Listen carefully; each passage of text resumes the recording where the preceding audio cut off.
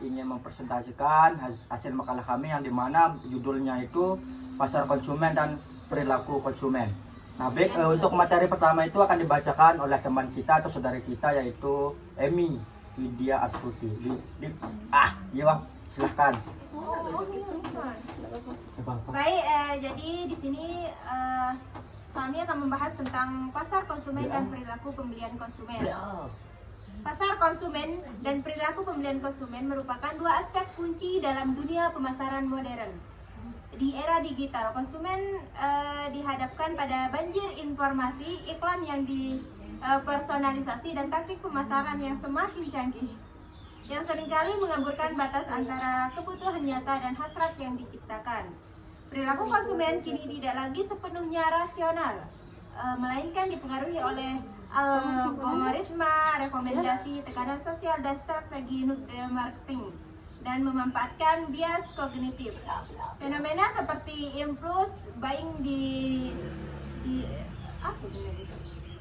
dan loyalitas merek yang terbentuk melalui emotional branding menunjukkan betapa pasar konsumen telah menjadi medan pertarungan antara kepentingan bisnis dan ekonomi konsumen. Lanjut ke konsep dasar pasar konsumen.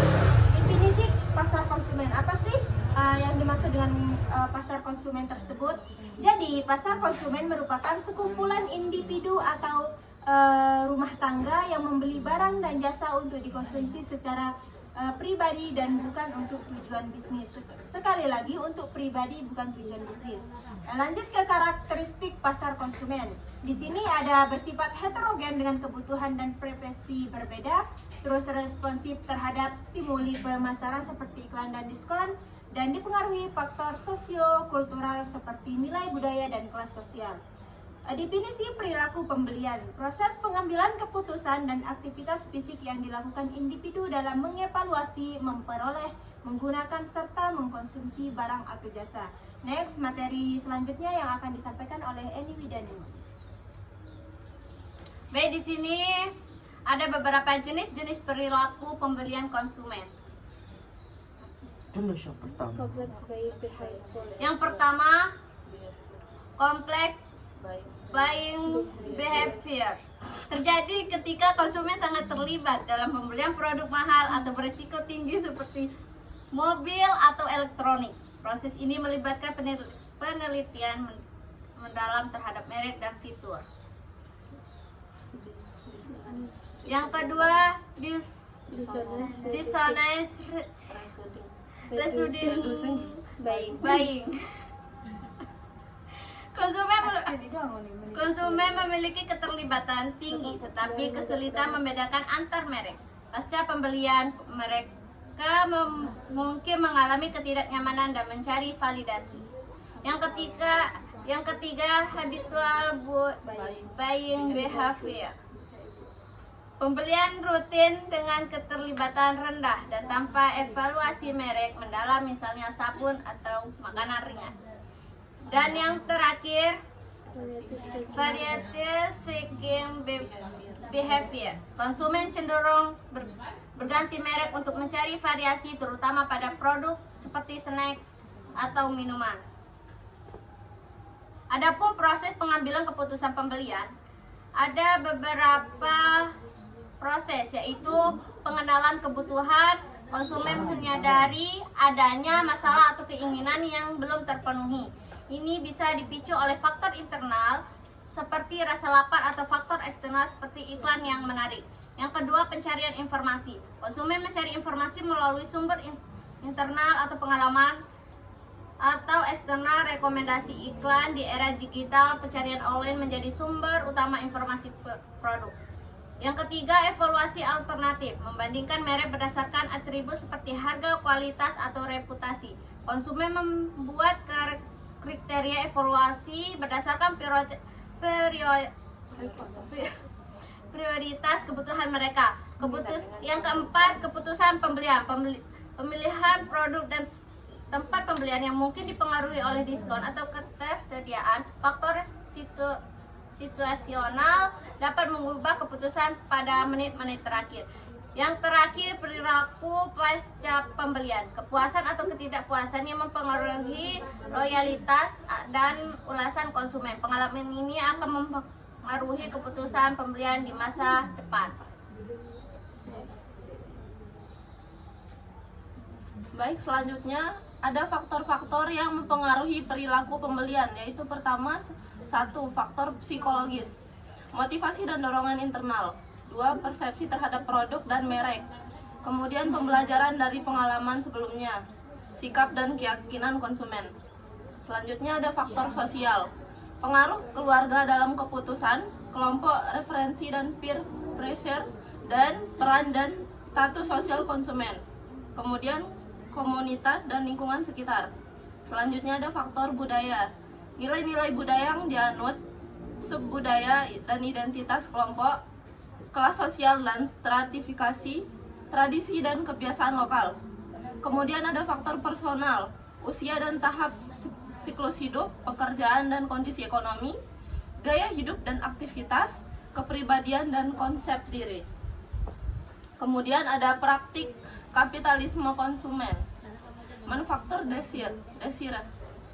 Perusahaan menggunakan iklan dan pemasaran untuk membentuk keinginan konsumen. Industri tidak hanya menjual produk, tetapi juga citra dan gaya hidup, sehingga orang membeli bukan karena butuh, melainkan karena ingin dianggap modern atau sukses. Selanjutnya ada plan of obsolescence. Perusahaan sengaja menerapkan obsolensi terencana dengan membuat produk yang cepat usang dan terus memperbarui modelnya, sehingga konsumen merasa perlu membeli lagi kok meskipun produk lama masih berfungsi. Selanjutnya ada surveillance capitalism. Perusahaan seperti Google dan Facebook mengumpulkan data penggunaan untuk memprediksi kebiasaan belanja mereka, lalu menargetkan iklan secara sangat personal. Dengan mengetahui preferensi dan kelemahan psikologis konsumen, mereka dapat memanipulasi kebutuhan pembelian. Selanjutnya, pergeseran nilai konsumsi. Barang-barang telah menjadi simbol identitas, bukan sekedar alat fungsional. Kapitalisme konsumen tidak hanya mengubah cara orang berbelanja, tetapi juga menciptakan budaya di mana kepemilikan materi dianggap sebagai sumber kebahagiaan dan pencapaian. Oke, next. Baik, kemudian ada algoritma rekomendasi dan filter bubble. Yang pertama ada gelembung filter. Platform digital menggunakan algoritma untuk menyaring informasi dan menampilkan konten yang paling mungkin menarik perhatian pengguna, menciptakan gelembung filter yang membatasi exposure terhadap alternatif lain. Kemudian ada efek echo chamber. Konsumen terus-menerus direkomendasikan produk serupa, memperkuat preferensi yang ada dan mengurangi eksplorasi pilihan baru, sehingga membatasi penemuan produk yang mungkin lebih sesuai. Yang ketiga ada manipulasi prioritas. Algoritma sering memprioritaskan produk dengan margin keuntungan tinggi dan iklan berbayar, bukan yang paling relevan atau berkualitas bagi konsumen, sehingga mengurangi otonomi pilihan. Kemudian ada net marketing dan eksploitasi data. Yang pertama ada hyper personalized ads. Iklan disesuaikan dengan kepribadian, emosi, bahkan kelemahan psikologis pengguna. Kemudian ada teknik persuasi psikologis. Penggunaan bahasa persuasif dan desain yang memanfaatkan bias kognitif. Selanjutnya ada urgensi artifisial. Menciptakan rasa urgensi palsu dengan penawaran terbatas waktu. Ada micro targeting. Data digunakan untuk memanipulasi preferensi dan gaya hidup konsumen. Dan yang terakhir ada prediksi perilaku. Algoritma memprediksi dan mempengaruhi keputusan pembelian masa depan. Net marketing memanfaatkan psikologi perilaku untuk membujuk konsumen tanpa mereka sadari. Teknik ini mengurangi otonomi karena konsumen tidak membuat keputusan secara sadar, tetapi bereaksi terhadap rangsangan yang sengaja dirancang untuk memicu pembelian. Yang terakhir, kesimpulan dibacakan oleh Haikal tersendiri. Jadi begini ya teman-teman. dapat kita simpulkan bahwa yang pertama itu ada 4 faktor utama yang menyebabkan pembelian atau konsumen. Yang pertama itu fisiologis, faktor fisiologis. Terus yang kedua sosial, yang ketiga budaya, dan yang terakhir personal yang mempengaruhi keputusan pembelian konsumen. Nah, terus dari kami ada 5 saran praktis. Yang pertama itu edukasi konsumen, etika pemasaran, keberlanjutan, dan pengembangan produk berbasis kebutuhan dan partisipasi konsumen. Nah, sudah kesimpulannya teman-teman ya, perilaku pembelian konsumen saat ini dipengaruhi oleh berbagai faktor kompleks yang sering mengurangi otonomi konsumen. Transformasi perilaku konsumen tidak lagi sepenuhnya didasarkan pada kebutuhan rasional, tetapi juga ditentukan oleh keinginan yang dibentuk oleh algoritma rekomendasi dan teknik pemasaran canggih, seperti yang sudah dijelaskan sama teman kita yang tadi, yaitu algoritma atau dan lainnya teman-temannya. Penting bagi peneliti praktis pemasaran untuk mengembangkan strategis yang lebih etis dan berkelanjutan yang menghargai kedaulatan konsumen dalam pengambilan keputusan, agar tujuan pemasaran tidak hanya berorientasi pada keuntungan semata, tetapi juga pada dampak sosial dan lingkungan yang lebih positif.